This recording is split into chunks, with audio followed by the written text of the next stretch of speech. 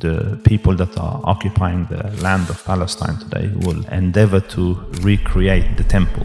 When it is recreated, they will try to move to their next ambitions, which is the Greater Israel. And we have a hadith with regards to this, that the building up of the Bayt al-Maqdis will culminate in the destruction of Medina. And the ruin of Medina will spell out the start of the wars of Armageddon.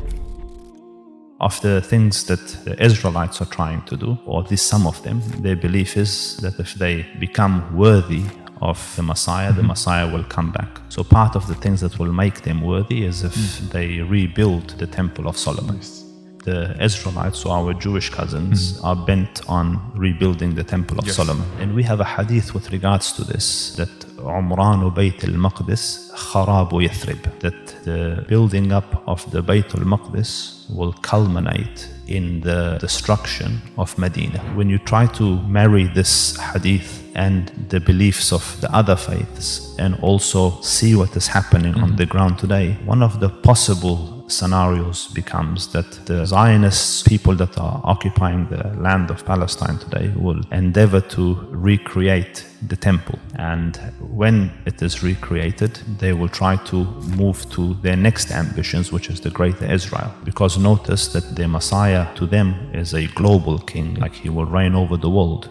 The construction within Jerusalem will prompt the destruction of Medina. So this is something like very new. If you can walk us through this, what exactly is this referring to? The hadith is found in the authentic books of hadith. Umranu Bayt al-Maqdis kharabu Yathrib. Kharabu Yathrib khuruj al-malhama. Wa khuruj al-malhama fathu al-Qastantiniya. Wa fathu al-Qastantiniya khuruj al-Dajjal. So the hadith says that building up of Bayt al-Maqdis. Bayt al-Maqdis is the temple of Jerusalem, or the mosque in Jerusalem, if you like. Literally, Bayt means house, Maqdis from Muqaddas, as in the holy house, referring to Masjid al-Aqsa. So the rebuilding of that will culminate in the destruction or the ruin of Medina. The ruin of Medina will spell out the start of the wars of Armageddon, Malhama, the great wars. The wars of Armageddon will result or culminate in the opening or the victory of Constantinople. There is a view that Constantine had two cities. One was Constantinople that he built, and the other one before this was modern Rome. So irrespective of how you look at it, the city of Constantine will fall open, and then that will bring in Age of the Dajjal. But it is linked, I believe, on a practical level to the story of Greater Israel, because the building of the temple will mean that they have got rid of all resistance around Jerusalem, and they have succeeded in building the temple and destroying Masjid al-Aqsa. Yes, and then with this will come a new phase. This is my calculation, that they will try to create this notion of Greater Israel, which to them extends far beyond its current borders. And as part of that, Muslim cities near and around those areas will be attacked and destroyed. And we have a hadith of the Prophet ﷺ where he said, آخر قرية الإسلام خرابا المدينة. But the last city that they will be able to destroy will be the city of Medina. So we know that it will be harmed and it will be destroyed. We've mentioned a lot about the Greater Israel. We've seen recently Israeli soldiers in Gaza have badges with a map of the Greater Israel, and they're calling for potentially taking over parts of Jordan, parts of Syria. We saw the finance minister deliver a talk with a map of the Greater Israel on this podium. So walk us through this. What is the fascination behind it? What are they trying to do and why? Greater Israel started like its inception, when the British Mandate came into effect in 1918. Everyone knew, you hear this on Churchill's actual words, that they will not be kept local at that stage. They will expand, they will push the Arabs out. So it's understood at the political world level, amidst the great powers, that this will eventuate. So they are driven by not 1948 borders, not 1967 borders, they are driven by Greater Israel borders, which comes out in the statement of some settlers, or certain rabbis, politicians. So the next step of this Greater Israel is the map you see on the podium of the finance finance minister when he spoke, and you see it on the shoulders of soldiers, and it goes way beyond the river, takes up pretty much all of Jordan and parts of Syria. But even that is not the final version. The final version, if they end up creating the Israel that they envision or that their book says they had at some time access to, it will go from the Euphrates to the Nile. And even that is on record. Some of their rabbis and their leaders, we will take everything from Euphrates, including Mecca, Medina. But the Prophet ﷺ told us that the last destruction will be Medina. And then the other hadith gives an example of what will happen, how the destruction will look like. So the Prophet ﷺ said, لَيَتْرُكُنَّ الْمَدِينَةَ عَلَى أَحْسَنِ مَا كَانَ. You will leave Medina, vacate Medina, when it is the best it has ever been. So I read it as the buildings will be intact, the hotels will be there, the orchards will be the best it has been.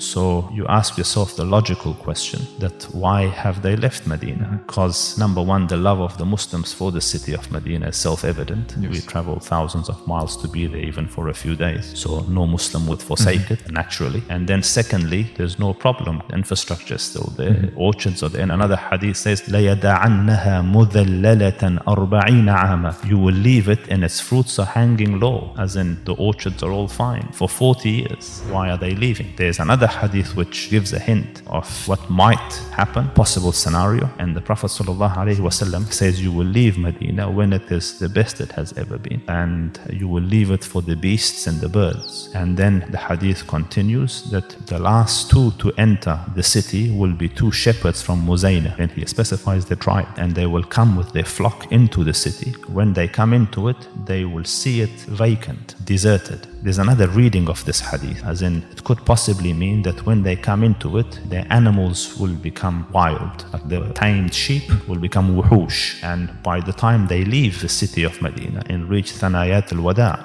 the limit towards which the guests were taken to in the olden days, like before they left the city, they used to be walked out. This is called Thanayat al-Wada, the place of goodbyes, point of farewell. When they reach there, both of them will fall down dead. So if you think about it and analyze it, the city is vacant, so much so that the hadith says that a wolf will come and urinate on the minbar and no one will be there to stop it. When the two people have entered it, either somewhere during the time or towards the end of its time, and they walk out of it barely a few kilometers, they both fall down dead. So upon thought and reflection, a possibility is that there will be either chemical warfare used onto the city, as in the air will become toxic, poisonous, or there's a biological specific towards humans, or a neurological one in which an agent is used that drives things crazy and humans to death. Because the animals' possible reading is that they become beasts, so they become untamed or crazy. So that is the culmination of the Umran Bayt al-Maqdis and Kharabu Yathrib. And this would obviously then trigger, you mentioned the battles of Armageddon, like post-apocalyptic wars, and then the opening of Constantinople, and then the arrival of the Antichrist. That's right. So Medina will be the turning point. And this turning point will culminate in the Great Wars. The destruction of Medina will result in the awakening of the Muslim to the point where they will gather around righteous leaders. So the Prophet ﷺ informed us, this matter will not end until 12 guided khulafa have come into existence. There's obviously different beliefs on that they come from the time of Abu Bakr and you just count 12 there, or you look for 12 righteous people in Muslim history, or will they come as a cluster at the end of time? My belief is that they will come as a cluster at the end of time, because the Prophet ﷺ, when he mentions the hadith, says the matter will not end, as in towards the end of time, this is what will happen. So when the destruction of the last city of Islam happens, as in Medina, people will gather around the leader in the Hijaz, and 12 such leaders will come one after the other. So an age will come of Khilafat again. That age, I believe, will start when the last city, as the Prophet promised, because no more cities of Islam will be damaged after this. And then the 12 rightly guided will come one after the other. So you will understand that the Ummah is in tatters, so they will rebuild, and it will take at least 40 years, because Medina will be in ruin for 40 years. So at least 40 years of that will happen. And then Medina will become populated again. And then the Dajjal comes eventually. And when the Dajjal comes, Medina is full again. And he will not be able to enter Medina. Medina That's will be right. a safe haven. So what it shows is a long time will pass, and this is where the 12 can fit, as in the 12 rulers, the culmination of which will be the Mahdi, the last of the 12 leaders that will come.